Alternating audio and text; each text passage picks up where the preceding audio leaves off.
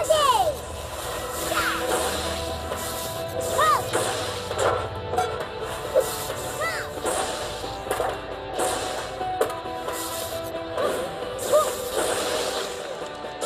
Hop. Wah, terbaik. Pusaran angin. Macam mana?